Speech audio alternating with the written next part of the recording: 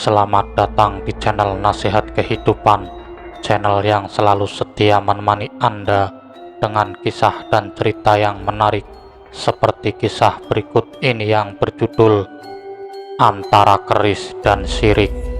Keris adalah benda pusaka yang identik dengan hal-hal berbau klinik, dan banyak orang yang menganggap jika memiliki keris termasuk perbuatan yang syirik.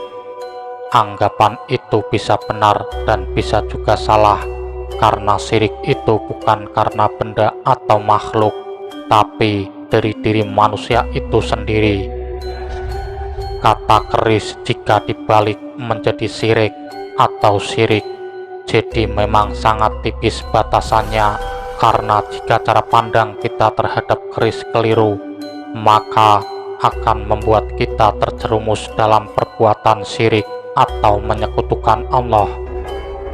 Tapi sebetulnya orang yang beranggapan jika menyimpan atau memiliki keris adalah perbuatan syirik, sebetulnya dia sendiri yang sedang melakukan kesyirikan, karena menganggap keris memiliki kekuatan untuk merubah nasib seseorang atau bisa menandingi kuasa Tuhan. Padahal orang yang menyimpan atau memiliki keris belum tentu beranggapan seperti itu, karena sebagian besar para penggemar keris hanya menganggap keris sebagai kelangenan atau hobi saja, seperti halnya hobi memelihara burung, mengoleksi perhiasan, atau hobi-hobi yang lain. Syirik adalah perbuatan menyekutukan Tuhan. Lalu pertanyaannya, siapa yang dapat menyamai Tuhan? Karena malaikat, iblis, jin, manusia, dan semua makhluk yang ada di alam semesta ini adalah ciptaan Tuhan. Semua menjalani takdirnya masing-masing. Semua bergerak dan bertindak atas kehendak Tuhan. Lalu bagaimana mungkin ada makhluk yang dapat menandingi penciptaannya? Apalagi keris yang hanya sebuah benda buatan manusia. Keris hanyalah benda seni yang diselipkan simbol-simbol, dan dalam proses pembuatannya diiringi doa serta permohonan kepada Sang Pencipta agar memiliki keris tersebut bisa mendapatkan apa yang diinginkannya, seperti rezeki, pangkat, jabatan, kewibawaan, dan lainnya. Keris memang berbeda dari senjata lainnya, karena selain berfungsi sebagai senjata, keris diciptakan dengan pesan dan filosofi yang mendalam tentang kehidupan dan hubungan manusia dengan Tuhan. Jadi, jika kita memiliki keris, pahamilah makna dan pesan dari keris tersebut, kemudian terapkan dalam kehidupan sehari-hari, karena itulah sejatinya tuah dari sebilah keris. Tapi jika kita mengharapkan tuahnya saja tanpa tahu makna dan maksudnya, maka kita akan terjerumus dalam perbuatan syirik, karena kita berharap kepada selain Allah.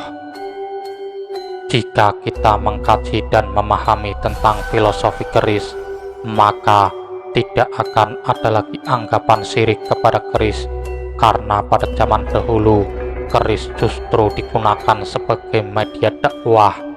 Keris dibuat dengan tujuan untuk mengajarkan nilai-nilai kehidupan dan spiritual secara halus dan tersirat.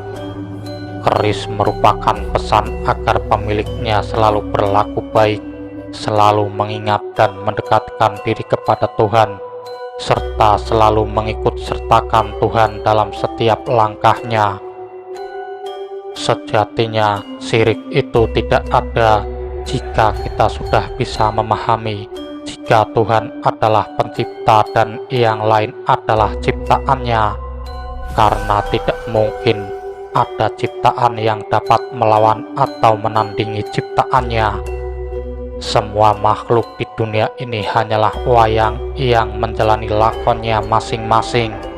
Segala tindakan, perbuatan, perilaku, dan ucapannya adalah mutlak kehendak dari Tuhan.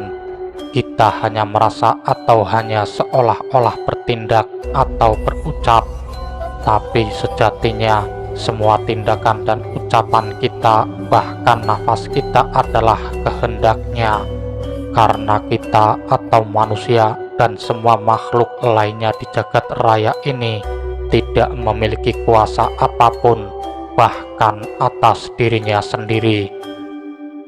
Keris merupakan piandel bagi orang Jawa.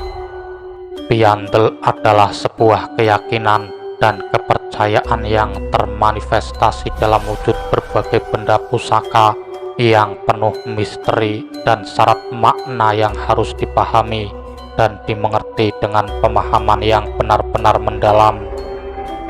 Kepercayaan tersebut bukan merupakan sesuatu untuk disembah atau dipuja, tetapi hanya merupakan sebuah media yang berisi doa, harapan, ajaran, dan tuntunan hidup bagi orang Jawa yang termaktub dalam Sangkan Paraning Tumedi, Sangkan Paraning Pambudi, dan Manunggaling Kawula Gusti. Piwulang-piweling tersebut dikemas secara halus dan tersirat dalam bentuk sebilah keris. Memaknai keris sama halnya dengan memaknai wayang yang syarat akan makna dan berlambang tentang tuntunan hidup. Akan tetapi, pemahaman dan pengertian mengenai kedua benda tersebut sangat tergantung dari seberapa luas cakrawala dan pengalaman dalam hidup dan kehidupan dari setiap individu. Karena pada zaman sekarang ini hanya segelintir orang yang mampu memahami ajaran luhur yang terkandung dalam sebilah keris dan wayang. Bahkan ada sebagian orang yang memberikan stigma negatif dan label syirik pada benda-benda pusaka yang penuh makna dan berlambang yang merupakan peninggalan adiluhung dari leluhur kita yang sangat berjasa membawa ajaran Islam ke tanah Jawa. Padahal jika kita pahami, syirik hanya berlaku untuk orang-orang yang tidak memahami bahwa Allah adalah Sang Pencipta kehidupan dan semua makhluk di jagat raya ini adalah ciptaannya. Lalu, apakah mungkin makhluk bisa menandingi ciptaannya? Jin dan iblis adalah makhluk ciptaan Tuhan, seperti halnya manusia. Mereka juga adalah makhluk ciptaan Tuhan yang ditakdirkan untuk ada di dunia ini. Tuhan bisa dan berhak berbuat apapun pada makhluk-makhluk ciptaannya. Kehendaknya tidak bisa dicegah atau dilawan oleh siapapun. Jika jin dan iblis bisa mengabulkan permintaan manusia, itu semua karena memang Tuhan menghendaki hal itu terjadi, dan Tuhanlah yang mewujudkan dengan perantara para makhluknya. Karena sejatinya kehidupan ini mutlak skenario dari Tuhan. Jika seseorang telah dapat memahami hal itu, maka tidak ada lagi istilah syirik baginya. Jadi, dalam menilai keris tergantung pada kedewasaan jiwa Jawi atau kedewasaan orang dalam berpikir dan bersikap secara arif dan bijaksana. Semakin orang itu kaya pengalaman rohani atau spiritual, maka semakin dia mampu dalam menjabarkan apa makna dan maksud yang tersirat pada sebilah keris. Fungsi keris di setiap peradaban. Pada awalnya, ketika orang Jawa masih pada peradaban berburu, keris merupakan alat untuk berburu atau mencari hidup. Kemudian, ketika manusia mulai menetap dan bersosialisasi dengan sesamanya, keris menjadi alat untuk berperang atau mempertahankan hidup. Lalu, setelah tidak lagi diperlukan peperangan dan manusia mulai berbudaya, keris menjadi senjata kehidupan atau tuntunan hidup, yaitu senjata untuk mengasah diri menjadi orang yang lebih arif, sehingga dapat mencapai penyatuan diri dengan penciptaannya atau manunggaling Kawula Gusti. Hal ini sangat nyata ditunjukkan dalam lambang-lambang yang tersirat pada ricikan dan bentuk dari sebilah keris. Ilmu keris adalah ilmu lambang. Untuk dapat mengerti dan memahami bahasa lambang adalah dengan mengandalkan rasa, bukan hanya dengan kemampuan intelektual. Jadi, sangat keliru jika memahami keris secara dangkal sebagai sebuah benda yang berkekuatan magis untuk mengangkat derajat dan martabat manusia. Anggapan tersebut sudah menyimpang dari tujuan awal dibuatnya keris. Keris menjadi pusaka karena adanya makna atau lambang-lambang di dalamnya yang dibuat sebagai tuntunan bagi pemiliknya agar hidup secara benar, baik dan seimbang. Bagi orang Jawa, hidup selalu penuh perlambang yang masih samar-samar dan perlu dicari serta ditemukan maknanya melalui berbagai laku, tirakat, maupun dalam berbagai aktivitas sehari-hari. Misalnya, dalam bentuk makanan seperti tumpeng, ketupat, bubur merah putih, jenang, jajanan pasar, dan lainnya yang semuanya memiliki makna tersendiri. Dalam bentuk bangunan seperti bentuk joglo, limasan, gapuro, dan bentuk-bentuk lainnya yang juga mewakili makna-makna tersebut. Dalam bentuk pusaka seperti keris dan tombak dengan berbagai bentuk, ricikan, jumlah luk, pamor, dan lainnya yang serat akan makna dan tuntunan hidup. Dalam benda-benda tersebut tersimpan sebuah isyarat berupa pesan dan piulang serta wewaler yang diperlukan manusia untuk mengarungi kehidupan di dunia ini sampai pada saatnya nanti kembali pada Sang Pencipta. Pesan-pesan dan piulang tersebut sengaja disampaikan secara halus dan tersirat melalui benda-benda tersebut, mengingat pada masa itu adalah masa peralihan tradisi, budaya, dan kepercayaan. Dalam tradisi budaya Jawa ada sebuah pemahaman bopo topo anak nompo, putu nemu buyut katut, canggah kesrambah, maring kegandeng, udek-udek gantung siwur misuwur, yang artinya jika orang tua melakukan tirakat, maka hasilnya tidak hanya dirasakan oleh dirinya sendiri dan anak-anaknya, tapi akan dirasakan juga oleh semua keturunannya.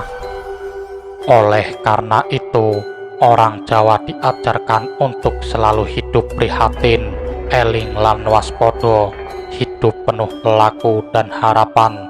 Semua laku, tirakat, doa, harapan, cita-cita, restu, ajaran sekaligus tuntunan itu diwujudkan oleh para leluhur orang Jawa dalam wujud sebilah keris dengan berbagai macam dapur, ricikan, bentuk atau luk dan lurus, jumlah luk, serta berbagai motif yang semuanya mengandung makna yang luhur. Keris dan tosan aji lainnya seharusnya tidak hanya dilihat dari wujud fisiknya saja sebagai sebuah senjata, tapi harus dilihat dengan pemahaman yang mendalam agar manusia mengerti bahwa senjata hidup dan kehidupan yang sebenarnya adalah sebuah kearifan untuk selalu mengasah diri dalam olah batin atau spiritual. Oleh karena itu, orang Jawa menamakan keris dengan sebutan piandel atau sifat kandel, karena keris merupakan manifestasi doa, harapan, cita-cita, dan tuntunan hidup yang diwakili melalui dapur, bentuk, luk, dan lurus, ricikan, jumlah luk, pamor, besi, dan baja yang dibuat dan dibabar oleh empu keris melalui berbagai laku tirakat, prihatin, puasa, dan senantiasa memuji kebesaran Tuhan agar apa yang dipanjatkannya kepada Yang Maha Kuasa melalui sebilah keris yang dibuatnya tersebut mendapat restu serta ridho dari Yang Maha Kuasa. Niat ingsun nyebar gondo arum, tias manis kang mantesi, ruming wicara kang mranani sinembuh laku utomo, yang artinya tekadku menyebarkan keharuman nama berlandaskan hati yang pantas, berbicara dengan baik, enak didengar, dan pantas dipercaya sembari menjalankan laku keutamaan. Namun meski demikian, keris tetaplah sebuah benda mati, dan orang Jawa pun tidak terjebak dalam pemahaman yang keliru tentang pusaka, karena para leluhur orang Jawa telah mengingatkan, janjine dudu jimat kemat, ananging agunging Gusti kang pinuji, yang artinya janji bukan jimat, melainkan keagungan Tuhanlah yang harus diluhurkan.